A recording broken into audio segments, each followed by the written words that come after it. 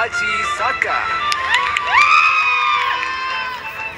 Alkisah, hiduplah seorang raja bernama Aji Saka.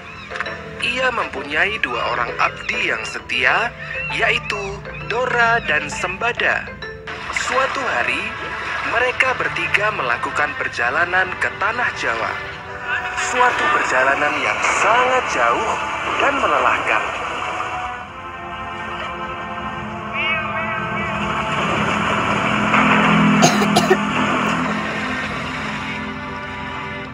Di tengah perjalanan, kapal mereka singgah di sebuah pulau bernama Pulau Majeti. Di pulau itu, mereka beristirahat untuk menghilangkan rasa lelah. Mereka harus beristirahat dan mengumpulkan tenaga sebelum berlayar kembali. Silahkan Tuan, semua ini untuk Tuan. Terima kasih. Kalian juga harus makan. Baik, Tuan. Sebelum melanjutkan perjalanan, Aji Saka berpesan pada Sembada.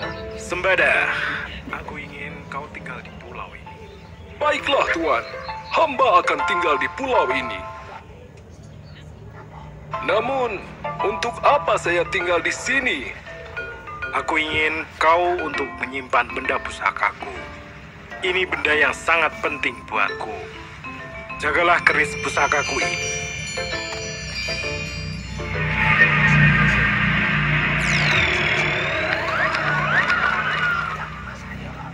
Jangan pernah memberikan keris ini pada orang lain, kecuali aku sendiri yang akan mengambilnya di sini. Baik, Tuan. Akan kuturuti semua amanahmu. Saya berjanji. Maka, Aji Saka pun melanjutkan perjalanan ke Pulau Jawa bersama dengan Dora. Sementara itu, Sembada tinggal di Pulau Majeti sendirian. Selalu akan kujaga pusakamu ini, Tuan Aji Saka. Semoga engkau selalu diberi keselamatan selama perjalanan.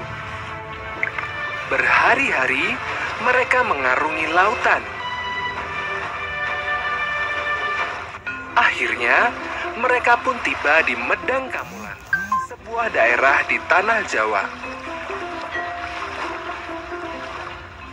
Aji Saka yang murah senyum, gemar menolong, mendapat sambutan yang baik oleh warga sekitar. Selama di Medang Kamulan, ia tinggal di rumah Bapak Dudo. pesangkeran, pun sangat menyayanginya. Istirahat saja, biar aku yang mengangkut kayu ini. Terima kasih, Nak. Aku bersyukur mempunyai anak angkat sepertimu.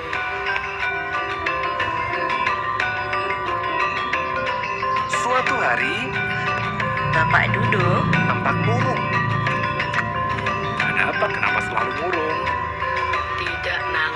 Hanya saja terpikir raja kita yang sangat kejam. Tidak hanya membuat takut warga di sini, banyak rakyat yang menjadi korbannya. Jangan khawatir, besok akan kutemui dia dan akan kuberi pelajaran. Tapi, Nang, Jangan meragukanku, aku cukup kuat dan sakti. Esoknya, Aji Saka pergi ke kerajaan Prabu Dewata Cengkar. Apa maumu? Ada apa kau datang ke sini?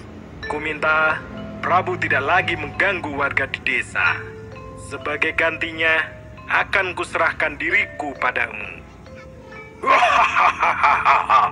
Baru kali ini kulihat ada manusia yang mau menyerahkan diri padaku.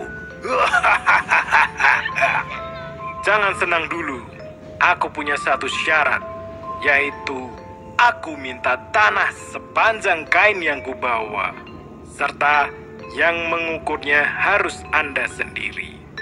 Itu saja? Baiklah, ku terima.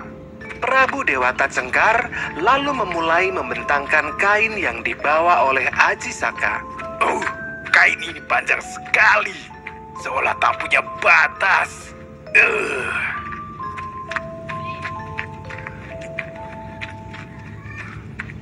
Tanpa ia sadari, selama mengukur, Prabu Dewata Cengkar telah melangkah hingga tepian tebing. Tepat ketika Prabu telah sampai di tepi tebing, Aji Saka menghentakkan kainnya. Hentakan kain Aji Saka begitu kuat, hingga Prabu Dewata Cengkar pun terpelanting. Bagaimana ini bisa terjadi? Dari tebing dan jatuh ke laut di bawahnya.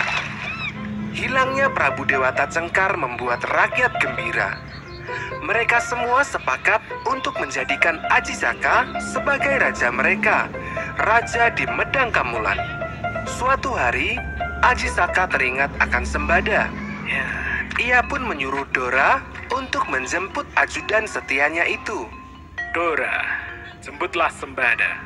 Ajaklah dia kemari dan sampaikan pesanku untuk membawa serta pusakaku. Baik, Tuan. Dia pasti sangat gembira. Saya berangkat dulu, Tuan. Ya, pastikan kau pulang bersama Sembada. Dora pun segera berlayar ke Pulau Majeti untuk menjemput Sembada. Ia pun akhirnya sampai di Pulau Majeti. Siapakah itu gerangan? Kak Sembada? Oh lah, Dora rupanya. Kak Sembada, aku kesini atas perintah Tuan Aji Saka untuk menjemput Kak Sembada dan juga keris pusaka milik Tuan Aji Saka. Maaf Dora, aku harus menolak ajakanmu.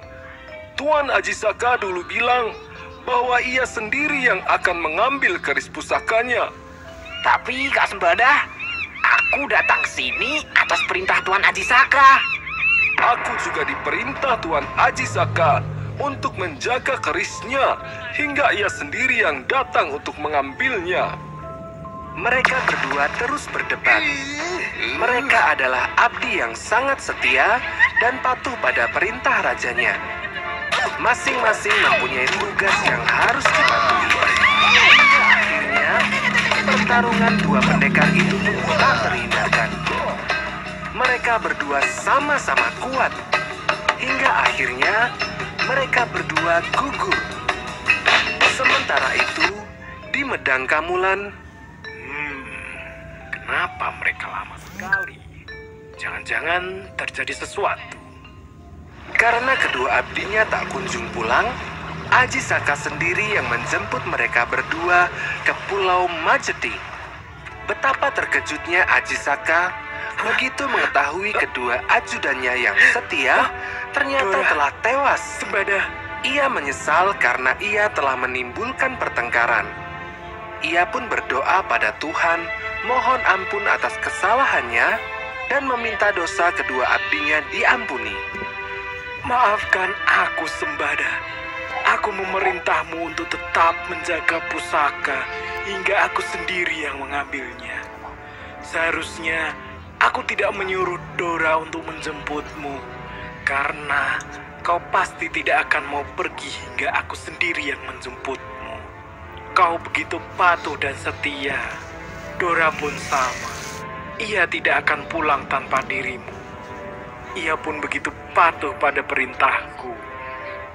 Demi mengenang kedua ajudannya itu, Aji Saka pun membuat puisi dengan denta janjana yang berbunyi Hono Coroko, yang berarti ada utusan. Doto Sowolo, yang berarti saling bertarung. Podo Joyonyo, yang berarti sama kuatnya. Mogo Botongo, yang berarti berakhir dengan kematian. Puisi itu ditulis dengan huruf yang aneh, hingga akhirnya huruf itu dikenal sebagai aksara Jawa atau huruf Jawa. Menurut cerita, inilah asal-usul aksara Jawa yang kita kenal sampai sekarang ini.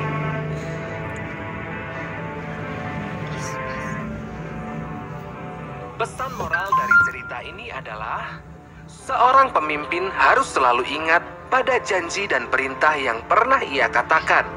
Jika tidak, ia akan membuat rakyatnya menjadi korban.